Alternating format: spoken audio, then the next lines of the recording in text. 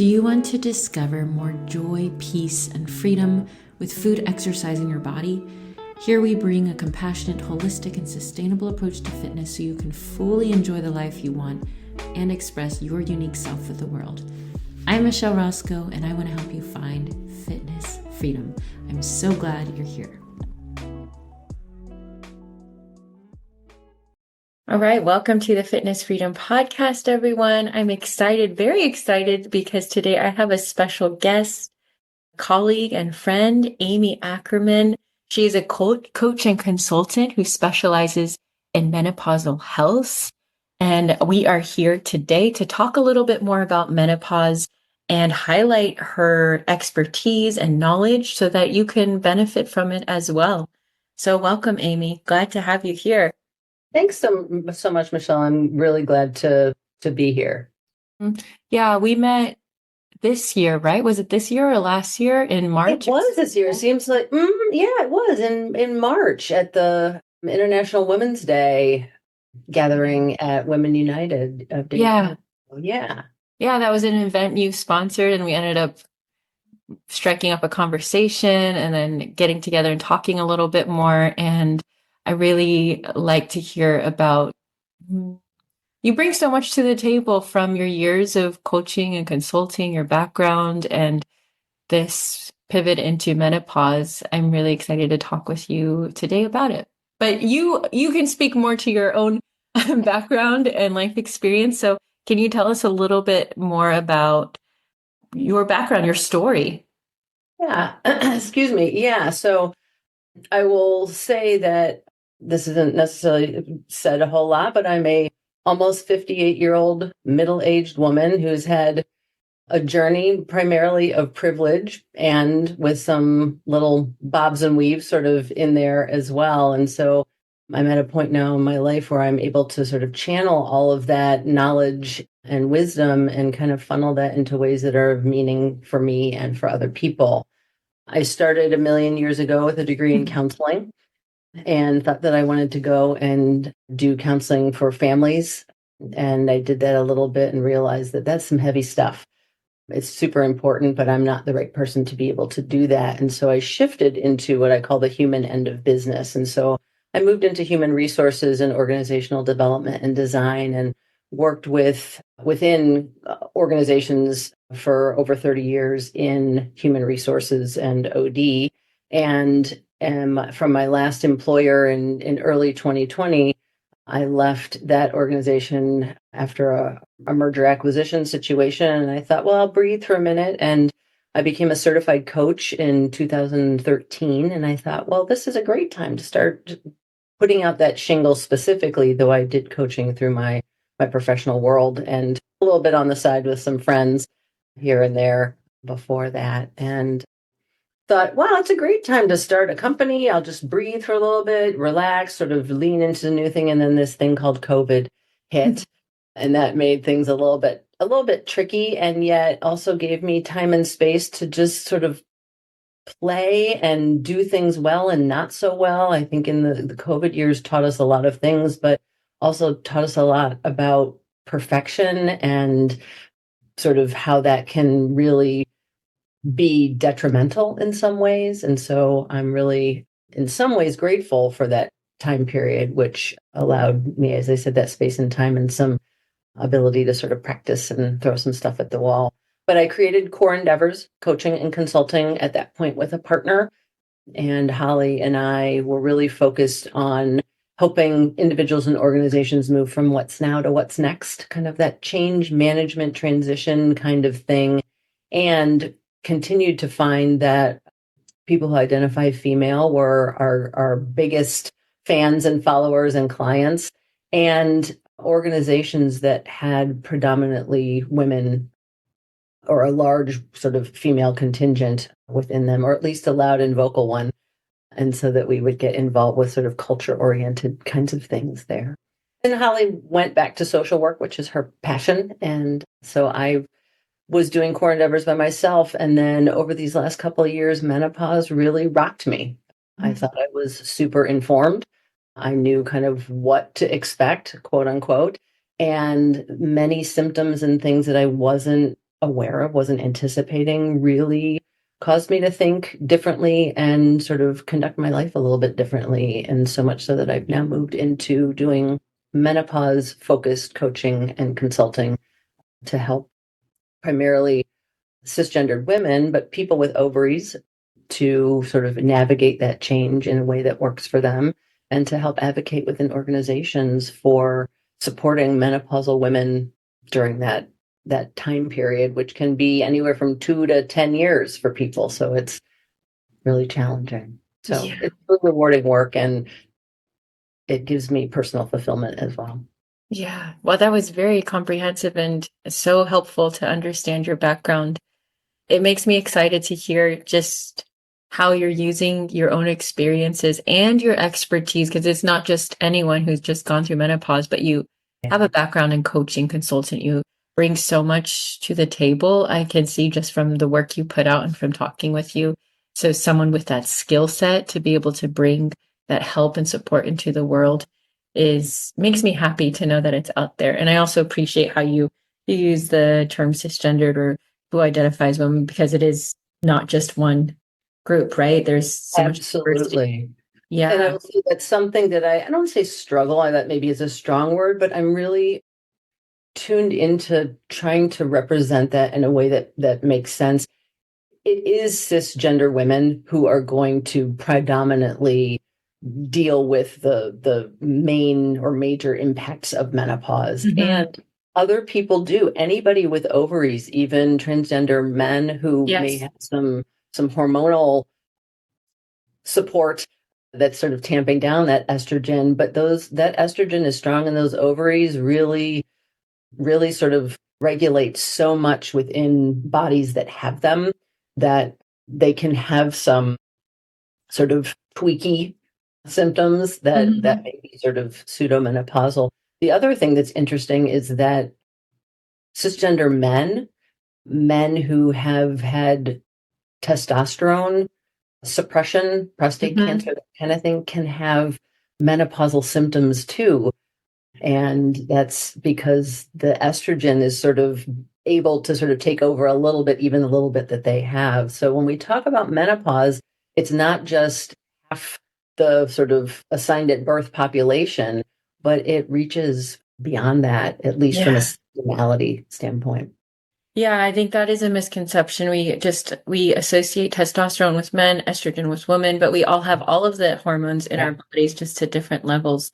Yeah. And I wanted maybe this would be a good question here if you're open to it. Can you just give a quick overview of what menopause is? Like, can you just Yeah, tell, can we so start that's with a the great basics? question. Yeah, I don't laugh at that. I laugh with you with Yeah, that. So it's interesting. I'm going to start with just sort of my menopause journey, please. right? So it allowed me to really dig into some things and try and understand differently really what menopause quote unquote is. And I think about it as a continuum.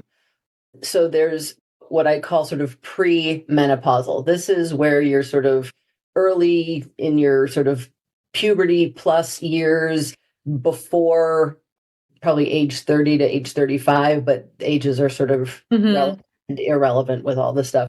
But it's where you're just really in sort of living in your body and doing your things, and the hormones are sort of chugging along and doing what they're supposed to do. And then somewhere generally it's within the mid to upper 30s to even early 40s. It depends on the person, but certainly most I'm going to say women, primarily I mean cisgender women, but people with ovaries will start to experience perimenopause. And Hmm. perimenopause is when you are still menstruating Hmm. and you start to get these symptoms that are associated with menopause. A lot of people, it will be some hot flashes or hot flushes that start where this incredible intense heat comes from your belly or your chest and it rises upward in seconds and ends up having you pause and sweat even as part of it. And that's what people will sort of laugh about and joke about. And that's what Hmm. many people will have. But there are other things like anxiety and panic disorder Hmm. can come into things, brain fog, inabilities to sort of track on things. incredible mood swings that also are highlighted with just anger moments, flashes of anger Hmm. and frustration. People can start to get weight gain, or they can feel that their joints are starting to feel differently, or their bodies will tingle in sort of not a painful way, but in just sort of this weird, what I call electric kind of feeling. Hmm. And those are all beginning symptoms of menopause, but that's still perimenopause because menopause itself is one single day. It's Hmm. one Menopause marks the occasion, the day where someone has gone 12 months without, consecutively 12 months without having a period. Hmm. So until that moment, you're perimenopausal. And some people will talk about that they're menopausal when they're in within that continuum, so that they Hmm. haven't had a period, but they're not fully to 12 months. And then 12 months and 1 day is Hmm. postmenopausal. Hmm. And Okay. so and yet those symptoms can start in the perimenopausal. They continue until that day of menopause, and they will still continue into postmenopausal because the hormones are still re-regulating during that Hmm. period of time. So just because periods stop doesn't mean that menopausal symptoms stop. And new ones can crop up at any time, or old ones can revisit. So it's quite a wild ride for a lot of people. It sounds like it. And I think it's relevant to bring up the fact that not it, that we can say women throughout history, all these generations have gone through this, and still, like, I didn't know all of that, and I'm a woman, and then, like, Right. so many of us don't know about it because of access to, research, and where the money goes to research, or even just like shame around our bodies, Yes. And as if this is. culture is huge. Mhm. Yes, as if this is something wrong or bad. I've always, like, you growing up, I heard menopause like something you kind of whisper about, or Right. something is like taboo. And it's like, now as an adult and knowing more about, culture and privilege and, all of the stuff that I talk about with my Mhm. fitness view on things, how gypped we've been, really. Yeah, we really have been. We've been dealt a bad hand in some ways with this. And Hmm. it is because women still to this day are sort of relegated to some second class citizenship in Yep. some respects. And a lot of it, though, is that we just do it. We just deal with it. We I deal know. with menstruation. We deal with pregnancy. We deal with parenting. We deal with discrimination. We just deal with it. And so we deal with menopause. The other thing with menopause is interesting is it comes at this time of sort of agedness. And it's interesting when I think way back to the before times of things where people they lived like 50 was old, right? Like in Mhm. the 1800s, 17, 1800s, even early 1900s, for all kinds of reasons, people didn't live a real long time. Like life was hard and disease was there, and Mhm. some things about why people didn't live long and others that we don't. But there wasn't a whole lot of menopause stuff then because it wasn't happening. And it Mhm. certainly wasn't happening a whole lot. And as women aged, but then they didn't want to draw attention to themselves, they used to put people in what they called sanitariums, but in insane asylums Mhm. because of hot flashes and because of brain fog and because of these mood swings and anger. Mhm. And the men in charge said they're crazy. Let's lock them. Mhm. Mhm. So we certainly have come a long way with this. But with this longevity also comes the privilege in some ways of having to live through menopause and manage that. And we don't talk about it. I think talk about it a lot of times, like menopause is having a moment right now. And so let's embrace that moment. Let's educate people. Let's sort of change the shame and stigma of this. And we talk about menstruation. We talk about pregnancy. This is the third sort of Yeah. milestone for many cisgender women that we will all go through puberty, and we will Mhm. all go through menopause. The stuff in the middle, we have more choices or fewer choices, kind of depending on the person. But Mhm. but but we will have puberty and we will have menopause.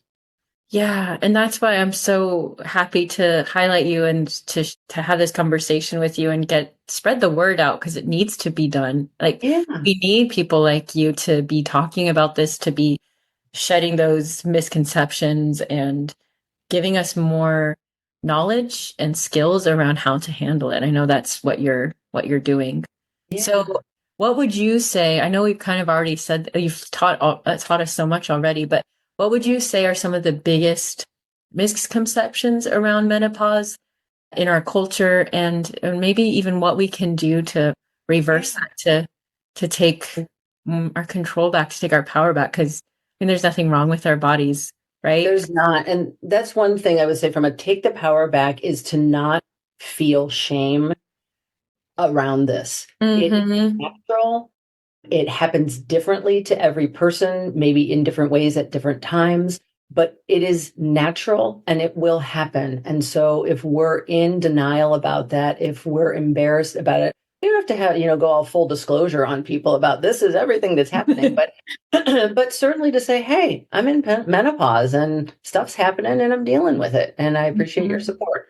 The end. We do that for people who have diseases, and not that this is a disease, or No, people I that are understand. going through a rough spot in their life where they've had something that's sort of bringing them down a little bit. Because I will say, menopause is not fun necessarily. Mm-hmm. Like, the symptoms can really have a big impact, but there are upsides to it, and I can talk a little bit about that in a bit. But one Yeah. of the misconceptions is that menopause, well, I don't even know if it's a misconception. People just don't know what it is or when it is. And so to know that menopause is a continuum and that menopause is that one day that marks 12 consecutive months without a period, Mm-hmm. that is menopause. But the menopause continuum is sort of where we need to sort of ground and live and know that just because menopause on that day happens, it doesn't necessarily mean things come or go right away, Mm-hmm. except no more periods. The other thing is that we talk about like hot flashes, like, oh, it's hot flashes and mood swings, and that's it. Those are the ones that I think we can poke most fun at, right? And they're the things that people see or sort of are harder to mask in some ways. Like if you're out with friends or you're in a meeting and all of a sudden you like are sweating or you have to like get up and sort of fan yourself, it's kind of hard to like blow that off and say, Yeah. so it makes sense that, and they are sort of annoying and also kind of silly. So it's easier to just kind of embrace them and make fun. But it is more than hot flashes. And there are some things that happen where like, and you as a fitness person, like muscle elasticity really Mm-hmm. starts to decline in, again, cisgender women. Age 35, it starts to like, we kind of peak then, and then estrogen and muscle elasticity goes down. And the one thing that we do need to understand is, again, in cisgender women, but people that are 100% ruled by their ovaries, those girls are strong. They regulate, that estrogen is everywhere in our bodies, and as soon as that stuff starts to deregulate in our ovaries, it really impacts other areas. So people will have like, so many people that are in perimenopause and postmenopause, they will end up having high cholesterol where they've never had Mm-hmm. cholesterol problems before. And it's because estrogen helps to regulate that. People will start to have body aches and pains where they've never had before. Their muscles don't recover in the same way, or they don't work in the same way. So it's those kinds of things. So it's beyond hot flashes and mood swings. There's it's much more complex to that than that. It lasts more than just a couple years for so many people. And so it can be, I'm in year 5 that I know of, but I am certain that there were at least 3 years before, as I look back, that there were certain symptoms that were probably due to some of the estrogen flux happening. So Mm-hmm. in most people, it's 5 to 7 years. And for women of color, particularly Black women, it can be 10 to 12 years.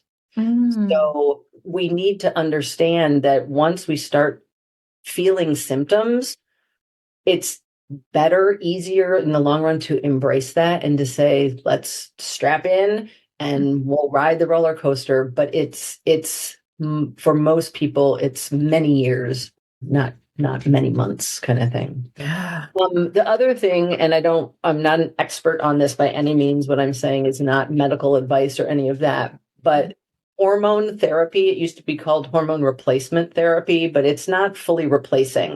It is using a type of estrogen and progesterone to help minimize some of the symptoms, but it's not full replacement. That would be dangerous. But there were studies that were done that have been debunked years and years and years ago, but the studies on a couple of people that were over a certain age that took things at a certain time that increased some cancer risk to them.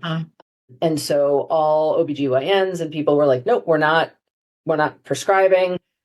That has been debunked over and over and over again. And to say to people, exploring hormone therapy is very safe. It's different for every person. So we can't say that all people should take estrogen supplements and progesterone and whatnot, but it is absolutely worth talking to your medical professional about whether you may be a candidate for that. And it can really help. For me, it's been invaluable in just resetting the hot flashes, resetting my mental state, though I still end up with what I call this brain fog, which can leave me frustrated. And again, most times I try to laugh with and at myself just to say, give me a moment, the word will come, and it does. But losing track in the middle of a sentence is very, very common when I'm like, what?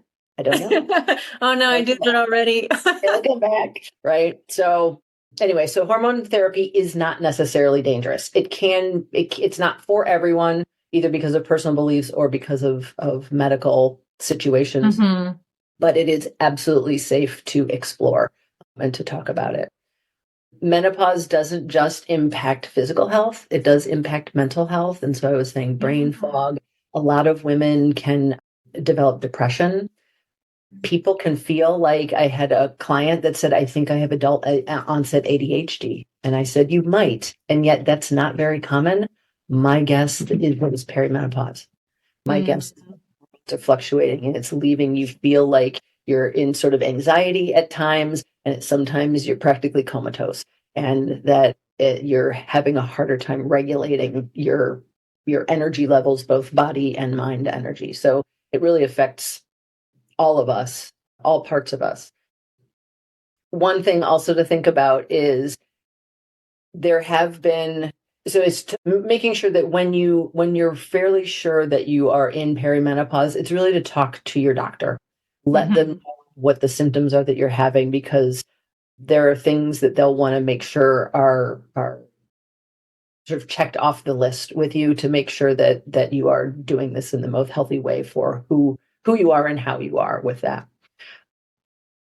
It's just, we've made up a lot of stories because they seem to maybe make it make more sense or make it less embarrassing or whatnot. And what I really encourage clients to do is to own it, to lean into the power that is menopause.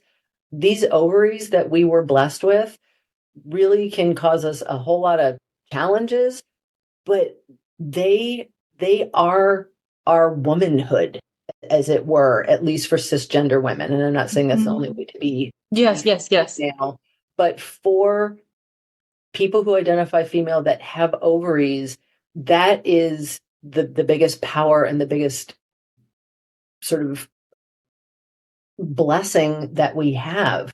And the society needs us to be able to procreate, right? We are the mothers, so to speak, of our society. And so this is a time that we get to mother ourselves. We get to really lean into who we are, how we are, what we need, and to honor what we've done. I talk about that in our sort of pubescent years, we're sort of in the go-go years. It's like we're all over the place doing things, having fun, sort of dealing with our menstrual cycles, all that kind of stuff, but we're on the go. And then in our sort of middle years, where many will become mothers, parents, whether it's by adoption or other or their own pregnancies, but be involved with it. And then we're in kind of the go with the flow years. Like there's stuff, but you got to be really flexible and you've got to sort of maybe not be attending to yourself as much because there's a lot more going on. We're in sort of the professional world as well. But this is where we can sort of go into what I call the slow go years. And this is where we can pause. And I've coined the term menopausability.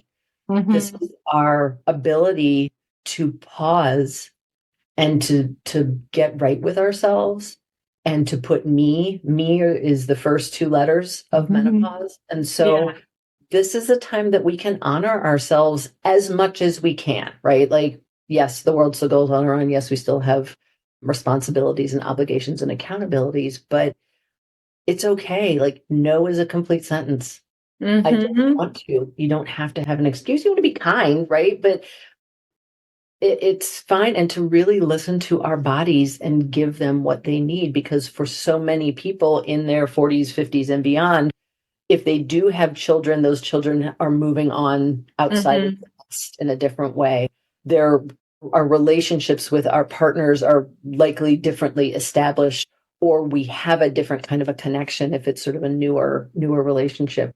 And most of us are going to live another 30 to 40 years post our first menopausal symptoms. So let's embrace ourselves and get right with ourselves and make sure that we're connecting with who we are and being authentic about it and lean into it and ride that roller coaster into some fun, not having it be sort of the flare ups. Yeah, that's such a beautiful way to frame it and to see it. And really hopeful too, because I know I'm going to go through it and coming from the perspective of someone who doesn't know what to expect exactly and having that mindset around it, that's reassuring, especially because that's a lot of what I talk about in my work is connecting with your body. Yeah. And I think Well, and the thing to think about too, and connecting this with the work that you do. So one of the pieces is that many things in the menopause years, so in those symptomatic years, we need to change, and we're not talking a whole lot about this, but we need to change sort of how we approach this. Like nutrition becomes differently important. Nutrition's always important, but sort of what we're eating, how we're eating, what that looks like. Exercise becomes different, where it's not about high intensity interval stuff. It's not about sort of endurance kinds of things, unless you're an endurance athlete. So I'm not taking sweeping generalizations, but for most cisgender women, it becomes about building strength and maintaining flexibility. And so it's how much weight can you lift 7, 8, 10 times, and that's it. Right. And you do that a couple times a week, and you do that over and over again, because we need to build strength.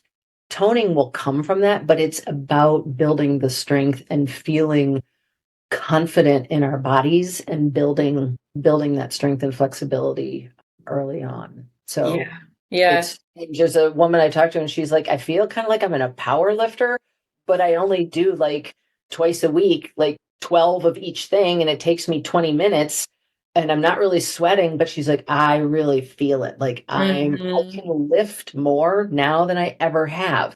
And so I myself am working toward that. And that's one of the things I wish that I had known and understand earlier, so that I started this when I was 40, not when I was 55, So there are definitely things that can be done early to sort of be prepared for this in different ways.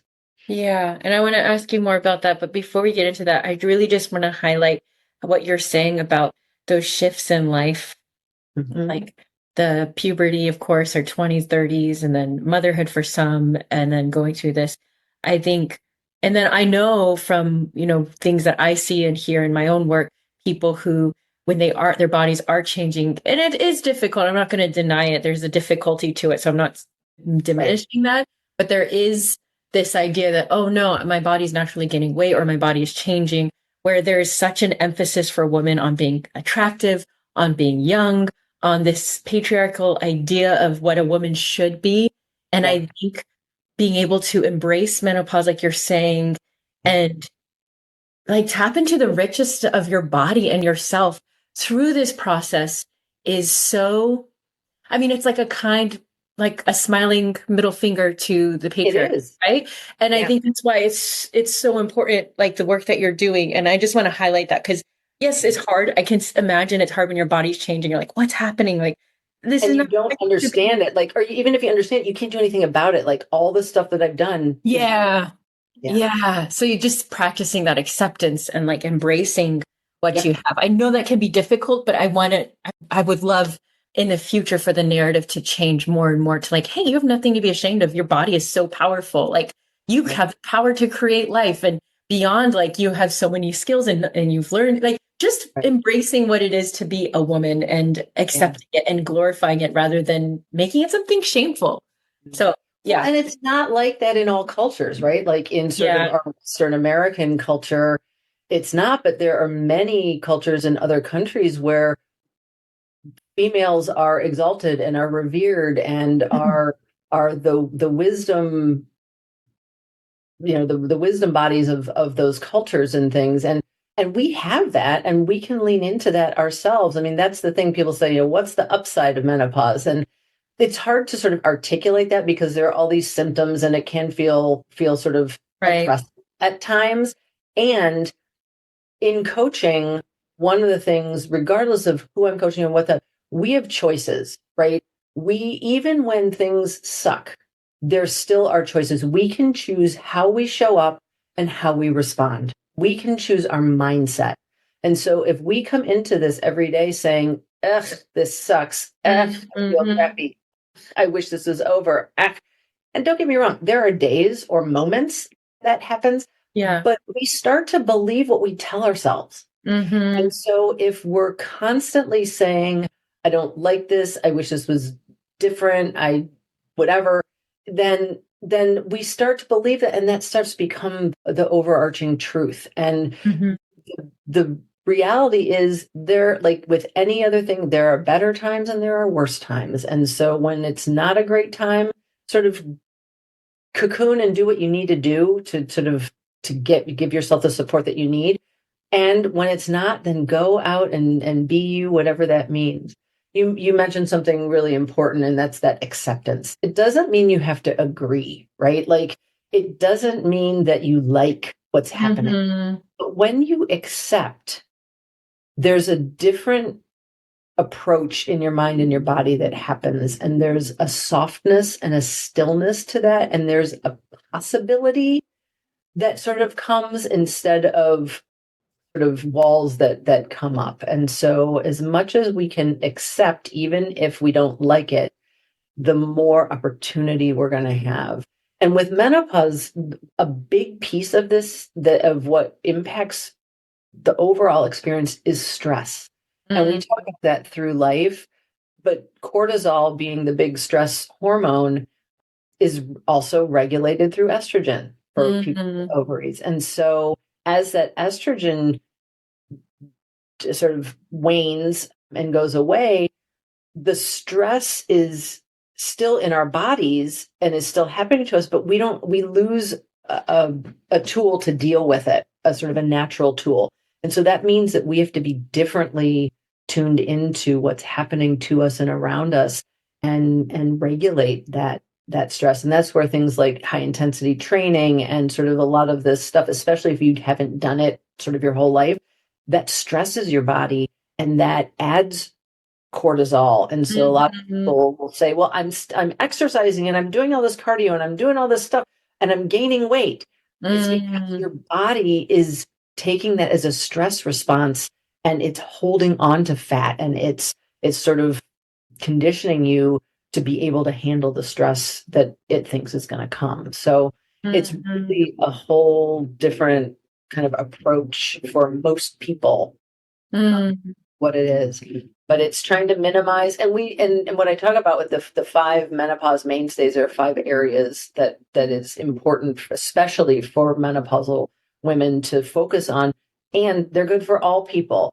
It's Mm-hmm. mindset and mental health. Like, so that's the Mm-hmm. first thing. You got to get right with yourself, get right in your head, get right with your mindfulness and your intention. Then it's rest. It's Mm-hmm. it's making sure, because if we aren't rested enough, we can't as well regulate ourselves consciously or subconsciously.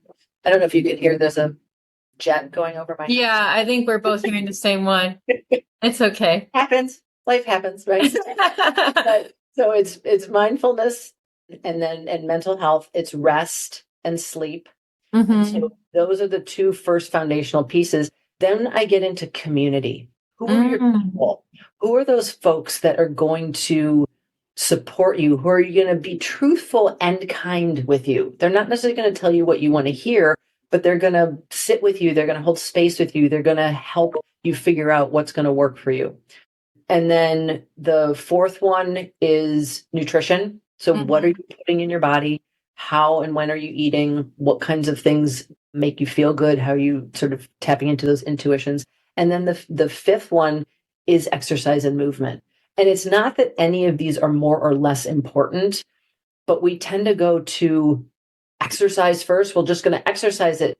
But if you exercise all the time and you're not sleeping and you're not eating well, the exercise is actually going to work against you. Yep, So absolutely. it's sort of stacking these things in different ways to make sure. And as I said, what I said is good for all people. Doesn't matter how Yeah. you by how old you are, what phase of life you're in, how you approach those, or what maybe are the sort of pivotal focus areas within each of those may be different at a different stage of life, but they're all just foundational to health and well-being. So mindset, sleep and rest, our community, our nutrition, and our movement. Yes, yes. And that's yeah, I base my work on that too, starting with rest and my Yeah, program. and you are so good at that. It's I can imagine that clients come to you and they're like, "Wait, I'm here for fitness. I'm here for like to get," and you're going, "No, just sleep.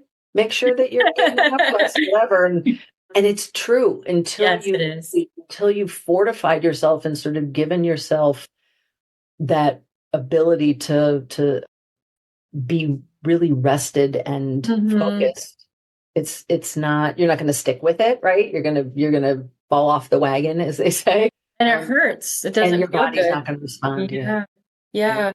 So those are things, five pillars that every human being needs for our health and well-being, but especially for people going through, I guess, Yeah. menopause, postmenopause, Yeah. and what kind of what kind of things have you created? I know that this is your passion, so Yeah. what have you So created? it's what I end up doing is I have ideas and I have tools and I have things, and I meet every person where they are. And I know you do Mhm. this as well. Like, you've got kind of this toolkit, this toolbox, ideas and techniques and information and Mhm.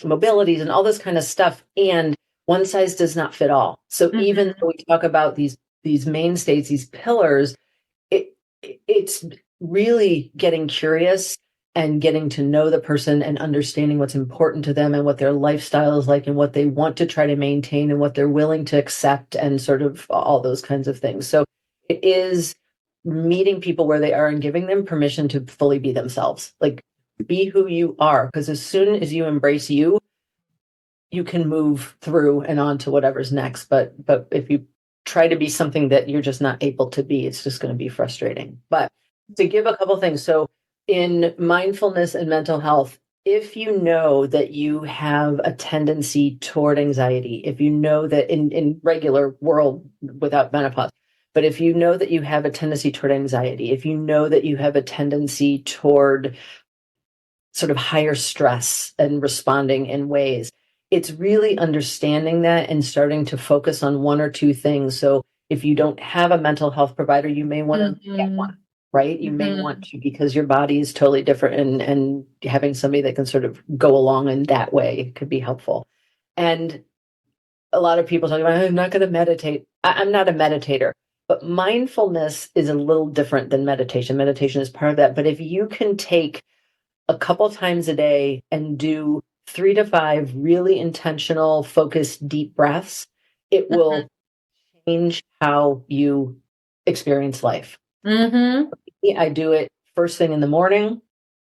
I do it at some point during the day, and it might be like, oh my gosh, I'm cooking dinner right now and I forgot that I didn't do some breathing in the day. So I'm just going to stand at the counter and I'm going to just go in my mind and I'm going to just concentrate on my breath for 3 to 5 times and move on. And then I do it at night before I go to bed. It helps me sleep better. It helps me be able to self-regulate differently. So those kinds of things.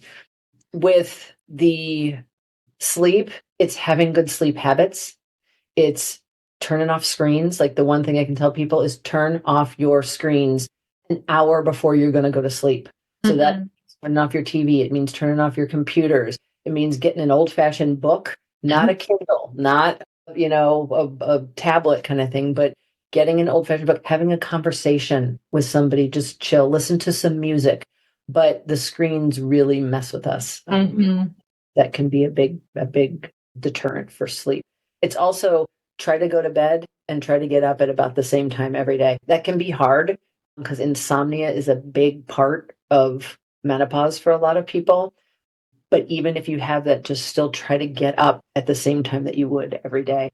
And for a lot of people, this isn't possible, but if you can wake up without having to set an alarm, it allows your body to do its own thing. I know a lot of people can't do that because they have kids and they have lives in different ways. But from community, it's, as I said, get the people that are going to be your advocates and your allies, the people that love you and respect you and are going to sometimes challenge you with love, and people that you can laugh with, you can cry to, all those kinds of things.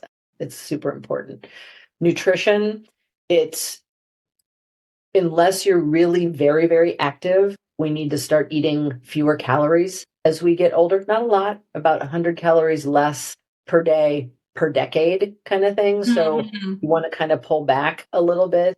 And with menopause, protein becomes really differently important because of the muscle strength and wanting to maintain that. So focusing on protein and whole foods. Again, this is good things for life, but protein and whole foods. And then listening to your body. If you're not hungry, don't eat. If you're Yeah. I say that so simply, and then I want the bag of chips. So I'm not saying that I'm immune to any of this stuff. But I know what I'm supposed to be doing. And then with the movement, it's motion is lotion. So it's do something, right? Move somehow. Walking is great for people. Getting somebody like you who understands how bodies move and gets fitness and can help work with somebody to say, where are you confident and where are you not confident in your ability to have strength, balance, and mobility? Building those. And if we focus on those, we're going to get toned. We're going to lose some weight. It's going to happen because we're working with our bodies, not against them. Yeah. Those are the things. Yeah, that's so helpful. Like just those little tidbits. I feel like this is worth a second listen. But so it sounds like you're helping people navigate this. So how can people get plugged in? Like, where can they find you? Where can they work with you? I'm on the things, not as much on Instagram, though I do have a personal page, which I don't post a lot, though most of my stuff has to do with menopause because I'm just slightly obsessed. So on my personal life and my professional life. But most of the people that are part of my clientele are more Facebook and LinkedIn related. So more of what I do is through Facebook, but Core Endeavors Coaching and Consulting has a Facebook page and has a LinkedIn page. And then if you do Core, CORE dash Endeavors, ENDEAVORS.com, you'll find my website. And there's all kinds of information there about me, about coaching, about consulting. I periodically will have an event. So if there's an event happening, that events page will be live. I will shortly be putting up a page of sort of recommendations of people such as yourself and podcasts and books and things so that there's some resources there for people to tap into. There's archive of my newsletters. And then if people do want to keep up with me on a regular basis, I will come right to your inbox, similar to what you do. At least twice a month. There's one at the beginning of the month where there's a newsletter. And then halfway through the month on the 15th is what I call the hot flash. It's a couple of different links of just stuff that's been happening over the last month that's either in the news or relevance. That I'll just put a couple of links in there that I think could be helpful to people as well. So, Yeah, that's great. You have so many resources. And if people do want to work with you, like if they're navigating their own menopause journey and they want to connect with you, you have that available on your website, right? on the website, yeah, but contact me there or through, as I said, through Facebook or LinkedIn as well. I believe very strongly in transparency. I don't want to play games with people. So I know a lot of coaches that are like, call me, we'll talk and we'll figure out the pricing, whatever. Mhm, All of mhm. the pricing for my packages and individual stuff is on the website. I do encourage people, if they're interested in coaching, to do a package. The shortest one that I have is a 4-session because it helps you stay accountable and Yeah. it helps to kind of build some momentum. The one-offs kind of here and there, they're there, and I certainly do those. And for some people, they can work, but sort of affording yourself and investing in yourself with a couple of sessions just Yeah, definitely. reinforces what that is. Yeah. And then you're like in it. You're not like Yeah. constantly thinking, oh, should I be here still? Should I do this? Right. It's like, no, I'm just committing to it. I'm going to get the most out of this and I'm going to learn and grow from this. Yeah. Yeah. And Yeah. then there's also information on the consulting that I do with organizations. It's probably primarily through the leaders of the organization or the human resource people. And it's typically in sort of training and development or wellness and well-being, but it's really surrounding culture. One of the things we haven't talked about is with menopause, because of all of the stress on the body and the mind, so many women just opt out of leadership in organizations at that time. They've got kids, maybe they are dealing with parents, maybe they're not, they're sweating, they're having brain fog, they're having anxiety, and they're thinking, do I really want to be the vice president or CEO of this company right now? Like, I can't, I'm done. And so we're losing these wonderful, creative and capable women in organizations. And it's not just the patriarchy and sort of our other cultural sort of isms that are coming into play, but it's women that are self-selecting out because they aren't getting just simple support through their organizations. And I have a dream that is organizations being fully welcoming to all people at all stages of life. And I'm really focused on sort of the aging woman in there to be able to have places add just a couple little tweaks to their cultures that can make it more palatable for women experiencing menopause. That's powerful. Yeah, That's powerful. it's not that hard. It just takes a little bit, but it needs to be done, right? It does. It takes intention, but it's not difficult. Yeah. Okay, so I'll put that in the show notes so you can find it. If you're listening to this, you can find it in the show notes. The links will be there.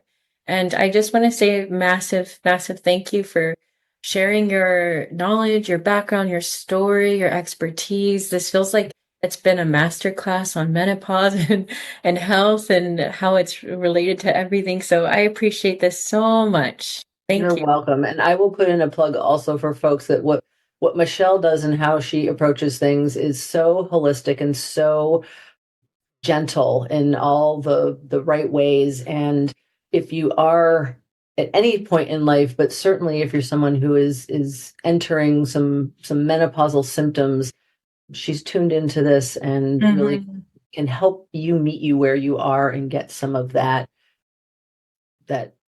movement and other sorts of fortification as you're on your path. Yeah. And one more question before we get off. If you had a microphone that could reach every single person in the world, all the billions of people and give them a message on their health or their well-being, what would you say to them? The biggest thing, and this is part of being an older woman too, whatever, is trust yourself and your intuitions. Trust yourself and your intuitions. You can question them, right? Like you don't want to just take everything at face value, but trust yourself. There's so I could name probably 6 of them right off the top of my head that I knew, and I didn't go with what it was that I knew. Yes. Didn't help me, and it really didn't help others either. So Yes. sometimes it's hard. We're not saying that it's easy, but trust yourself and your intuition. Yeah. Okay. Mic drop. Thank you, Amy. You're welcome. Thank you.